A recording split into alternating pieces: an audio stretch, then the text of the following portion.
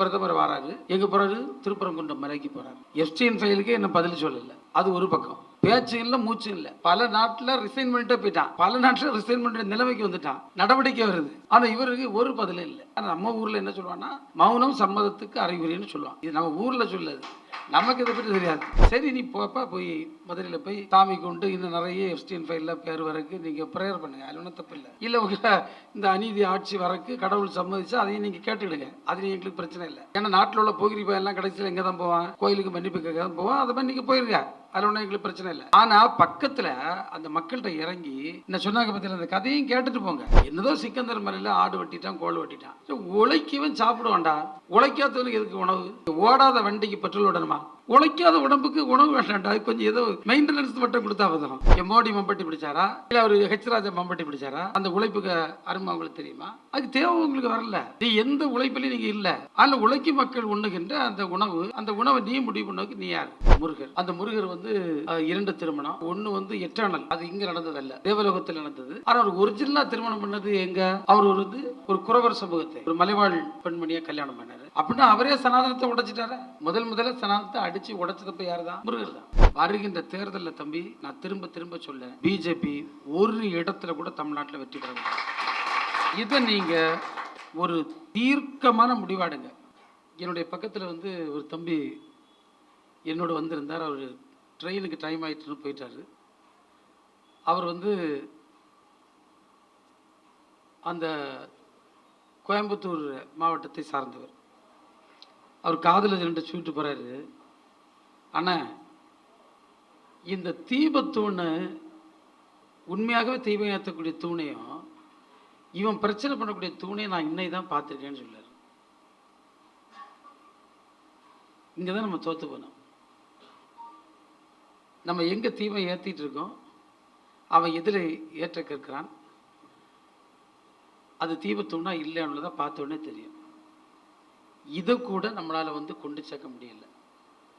நான் இது நமக்குள்ள ஒரு புரிதல் வர வேண்டும். நாம் இன்னும் உண்மையை கொண்டு சொல்வதற்கு கடினமாக உழைக்க வேண்டும் என்ற கருத்தை கூறுவதற்காக நான் இந்த கருத்தை உங்க முன்னல் வைக்க. உண்மையில் நம்முடைய மக்கள் வந்து பாவம், ஏழை. அவனுக்கு வந்து இந்த இதுக்குள்ளே இருக்கக்கூடிய தந்திரம், சூத்திரம், இந்த அரசியல் இதெல்லாம் அவனுக்கு தெரியாது. அதனால் அவன் இவங்க சொல்லுதெல்லாம் நம்பிட்டு இருக்கக்கூடிய ஒரு சூழல் இருக்கு. நான் ஒரு கூட்டத்தில் போயிருந்தேன். அப்போது நான் மதுரை உயர்நீதிமன்றம் கொடுத்த ஒரு தீர்ப்பில் வந்து பெருந்தலைவர் காமராஜர் சனாதனி, காந்தி சனாதனி, அப்படி பல தலைவர்கள், நான் வள்ளலார் சனாதனி எல்லாம் சொல்லியிருக்காங்க. நம்முடைய காமராஜ் ஏன் சனாதனின்னா, அவர் வந்து முருக பக்தரா. அவர் முருகர் பாடல்களை பாடுவாராம். அதனால அவர் சனாதனி என்று சொல்லப்படுது. நான் அப்போ கேட்டேன், முருகருடைய வரலாறு என்ன சொல்லுகிறார்? அவர் வந்து இந்த அசுரர்களுக்கு அநியாயம் பொறுக்க முடியலை. சிவபெருமான் கோபத்தில் 6 தீப்பொறியை அனுப்பார். அந்த தீப்பொறி போகுது, சரவண பொய்கையில் விழுது. அது வந்து 6 குழந்தையாக மாறுது. அந்த குழந்தைய பார்வதி அம்மா கட்டுப்பாட்டில் வளர்க்காங்க. அதில் ஒரு ஆள் முருகர். அந்த முருகர் வந்து 2 திருமணம். 2 திருமணம். ஒன்று வந்து எட்டர்னல், அது இங்கே நடந்ததல்ல, தேவலோகத்தில் நடந்தது. அது வந்து ஃபிசிக்கல் பாடி இல்லை, அது வந்து கற்பனையில் உள்ள திருமணம்னு எடுத்துக்கலாம். ஆனால் அவர் ஒரிஜினலாக திருமணம் பண்ணது எங்கே? அவர் ஒரு குறவர் சமூகத்தை, ஒரு மலைவாழ் பெண்மணியை கல்யாணம் பண்ணார். அப்படின்னா அவரே சனாதனத்தை உடைச்சிட்டார. முதல்ல சனாதனத்தை அடித்து உடைச்சதப்ப யார் தான்? முருகர் தான்.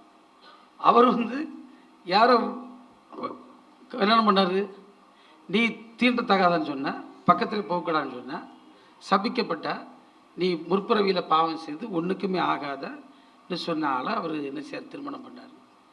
அப்போ அங்கேயே போயிட்டு உன்னுடைய இந்த மனு தர்மம் அப்படின்னு அதை பற்றி இப்படி பேசுகிற முருகரே சனாதனவாதி இல்லாத நேரத்தில் நீ எப்படி வந்து அவரை வழிபட்ட பெருந்தலைவன் காமராஜரை சொல்லுகிறாய் என்று கேட்ட நேரத்தில் உண்மையிலே கூட்டத்தில் எல்லாரும் அது ரொம்ப மகிழ்ச்சியோடு அந்த கதையை கேட்டாங்க. அப்போ இப்படிப்பட்ட உண்மைகள் போகலை. இதை பாருங்கள், ஒரு பிரதமர் வராரு, எங்கே போகிறாரு? திருப்பரங்குன்றம் மலைக்கு போகிறாரு. எஃப்டிஎன் ஃபைலுக்கே என்ன பதில் சொல்லலை. அது ஒரு பக்கம். பேச்சு இல்லை, மூச்சும் இல்லை. பல நாட்டில் ரிசைன் பண்ணிட்டே போயிட்டான். பல நாட்டில் ரிசைன் பண்ணுற நிலைமைக்கு வந்துட்டான். நடவடிக்கை வருது. ஆனால் இவருக்கு ஒரு பதிலும் இல்லை. உண்டானா இல்லை, இல்லைன்னா இல்லை, எந்த பேச்சும் இல்லை. ஆனால் நம்ம ஊரில் என்ன சொல்லுவான்னா, மௌனம் சம்மதத்துக்கு அறிகுறின்னு சொல்லுவான். இது நம்ம ஊரில் சொல்லுது, நமக்கு இதை பற்றி தெரியாது. நான் அதுக்குள்ளே கன்க்ளூஷனுக்கு நான் வரல. இது ஒரு பக்கம் போயிட்டுருக்கு. சரி, நீ போப்பா, போய் மதுரையில் போய் சாமி கொண்டு இன்னும் நிறைய எஃப்டிஎன் ஃபைலில் பேர் வரக்கு நீங்கள் ப்ரேயர் பண்ணுங்கள். அது ஒன்றும் தப்பு இல்லை. இல்லை உங்கள் இந்த அநீதி ஆட்சி வரக்கு கடவுள் சம்மதிச்சா அதையும் நீங்கள் கேட்டுக்கிடுங்க. அதுலேயும் எங்களுக்கு பிரச்சனை இல்லை. ஏன்னா நாட்டில் உள்ள போகிரி பையெல்லாம் கடைசியில் எங்கே தான் போவான்? கோயிலுக்கு மன்னிப்பு கேட்க தான் போவான். அதை மாதிரி நீங்கள் போயிருங்க. அதில் ஒன்றும் எங்களுக்கு பிரச்சனை இல்லை. ஆனால் பக்கத்தில் அந்த மக்கள்கிட்ட இறங்கி என்ன சொன்னாங்க பற்றியில் அந்த கதையும் கேட்டுட்டு போங்க. எப்படி மதுரை மக்கள் ஒற்றுமையாக வாழ்ந்தது, எப்படி அங்கே வந்து சாதி மத வேறுபாடு இல்லை, அந்த ஒற்றுமையை இன்னும் தொடர்வதற்கு மக்கள் விரும்புகிறார்கள், எப்படி மோடியின் பெயரால் இன்றைக்கு இருக்கக்கூடிய அந்த கட்சியும் அதை சார்ந்த சித்தாந்தமும் மக்கள் மத்தியில் பிரிவினை ஏற்றுட்டு போகிறதுல அவர் கேட்டுட்டார்னா நம்ம வேணால் கூடவே பக்கத்துலேருந்து பார்த்து வர பாராட்டலாம். ஆனால் அதை நீங்கள் செய்து இல்லையா? அதை செய்வதற்கு உங்களுக்கு தகுதி இல்லையா? என்னதோ சிக்கந்தர் மலையில் ஆடு வெட்டிட்டான், கோல் வெட்டிட்டான். உழைக்கவன் சாப்பிடுவான்டா. உழைக்காதவனுக்கு எதுக்கு உணவு? நீங்கள் ஓடாத வண்டிக்கு பெட்ரோல் விடணுமா? எங்கேயாவது ஓடாத வண்டிக்கு பெட்ரோல் டீசல் விட்டு கேள்விப்பட்டிருக்கா? உழைக்காத உடம்புக்கு உணவு வேண்டாம்டா. கொஞ்சம் ஏதோ மெயின்டெனன்ஸ் மட்டும் கொடுத்தா போதும். உழைக்கவனுக்கு நல்ல சாப்பிடக்கு என்ன வேணாம்? அவனுக்கு புரதச்சத்து வேணாம், அவனுக்கு கார்போஹைட்ரேட் வேணாம், அவனுக்கு விட்டமின் மினரல்லாம் கரெக்டாக கொடுத்துருந்தா அவனால் வந்து மம்பட்டி பிடிக்க முடியும். என் மோடி மம்பட்டி பிடிச்சாரா? இல்லை அவர் ஹெச்ராஜா மம்பட்டி பிடிச்சாரா? அந்த உழைப்புக்கு அருமை அவங்களுக்கு தெரியுமா? அதுக்கு தேவை உங்களுக்கு வரல. நீ எந்த உழைப்பிலையும் நீங்கள் இல்லை. அதில் உழைக்கும் மக்கள் உண்ணுகின்ற அந்த உணவு, அந்த உணவை நீ முடிவு பண்ணதுக்கு நீ யார்? நீ பண்ணவே முடியாது. அதில் வந்து இதெல்லாம் வந்து மக்கள் மத்தியில் இந்த மிக சாதாரணமான உண்மைகளை நம்ம கொண்டு செல்ல வேண்டும். நீங்கள் வந்து நான் சொல்லுவது இன்றைக்கி தம்பி புரூட்டஸ் மாதிரி இல்லைன்னா நம்முடைய அறக்கழகம் மாதிரி ஆயிரம் நமக்கு வேணாம். ஏன்னா அவன் அதுதான் அவன் வேலையாட்டே வச்சுருக்கான். நம்ம எல்லாம் பார்த்துட்டு இருக்கோம். நம்ம ஒரு செய்தியை போட்டோன்னா நோட்டிஃபிகேஷன் அவனுக்கு வச்சுக்கிட்டு உடனே ஒரு 500 பேர் வந்துடுறான் சண்டைக்கு. அங்கே இங்கே அப்படி இப்படின்னு போட்டுக்கிட்டே இருக்கான். எந்த உண்மையும் அவன் வந்து பொய்யா மாற்றுவதற்கு தயாராக இருக்கான். எந்த பொய்யும் உண்மையாக மாற்றுவதற்கு அவன் தயாராக இருக்கிறான். நம்ம வந்து இதில் மிக தெளிவாக நம்ம இருக்க வேண்டும்.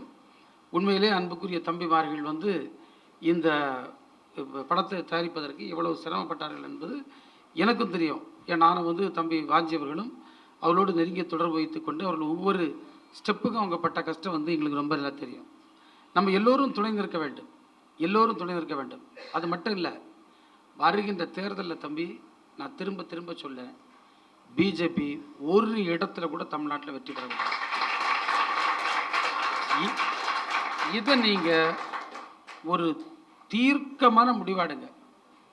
எல்லா தோழர்களும் நம்ம கரங்கோர்த்து நிற்போம். கரங்கோர்த்து நின்று கொண்டு அது எப்படி வீழ்த்துவது. நீங்கள் ஸ்கேட்டர்டாக போகாதீங்க, பிரிஞ்சு பிரிஞ்சு நிற்காதீங்க.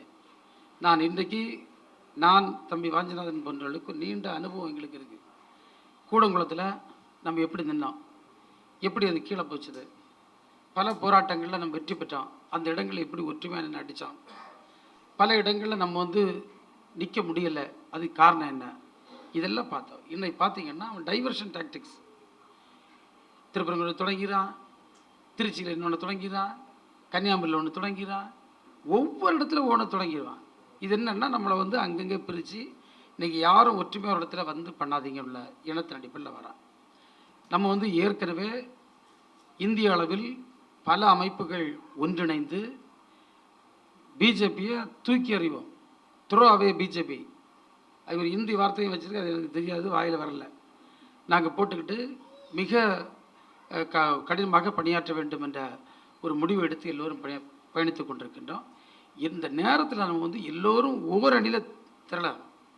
இந்த உண்மைகளை நம்ம தோழர்கள் சொல்லும்போது அவன் எவ்வளோ ஒற்றுமையாக அதை பரப்பக்கூட வேலையில் இருக்கான். நம்மளால் வந்து இந்த தீபத்தூணையும் இந்த எல்லக்கல்லையும் நம்மளால் மக்கள்கிட்ட நிச்சயம் முடியல, கொண்டு முடியல. இதை கொண்டு போயிருந்தால் காமன் சென்ஸ் உள்ள பொது அறிவுள்ள எந்த ஒரு மனிதனும் இதுதான் தீபம் ஏற்றக்கூடிய இடம், இது சாதாரண கல்லுன்னு புரிஞ்சிருப்பாங்க. இதை வந்து நம்மளால் கொண்டு சேர்க்க முடியல. அந்த பணியை நாம் ஏன் செய்யவில்லை என்பதை பார்க்க வேண்டும். தோழர்களே, யாரும் எந்த அச்சுறுத்தலுக்கும் பயப்பட வேண்டாம். அது மனோதங்கராஜர் இருந்தால் பயப்பட வேண்டாம், தம்பி வாஞ்சியாக இருந்தாலும் பயப்பட வேண்டாம், நம்முடைய நீதிபதி அரசராக இருந்து ஓய்வு பெற்ற ஹரிபரந்தமன் அவர்கள் பயப்பட வேண்டாம். நம்ம எல்லோரும் இணைந்து நின்று நம்ம குரல் கொடுப்போம். இவனை வந்து ஒரு அநீதி அதர்மத்தின் அடிப்படையில் சட்டத்துக்கு புறம்பா நம்மளை வந்து மடக்கலான்னு நினைக்கான். அது எந்த சூழ்நிலையிலும் நடக்காது. அப்படி ஒரு வரலாறு உலகத்தில் எங்கேயுமே கிடையாது. இவர்கள் செய்கின்ற இந்த அக்கிரமம் தான் நம்ம எல்லாம் ஒருங்கிணைக்க போகுது. அந்த ஒருங்கிணைப்பு தான் இந்திய துணைக்கண்டத்தில் இவருடைய ஆட்சியை தூக்கி எறிவதற்கான ஒரு பேராயுதமாக மாறப்போகிறது. அதை நம்ம எல்லோரும் உணர்ந்து கொண்டு ஒற்றுமையாக இருந்து செயல்படுவோம் என்று சொல்லி உங்களுடைய பொன்னான முயற்சிக்கு என்னுடைய மனப்பூர்வமான வாழ்த்துக்களை தெரிவித்து விடைபெறுகின்றேன். நன்றி.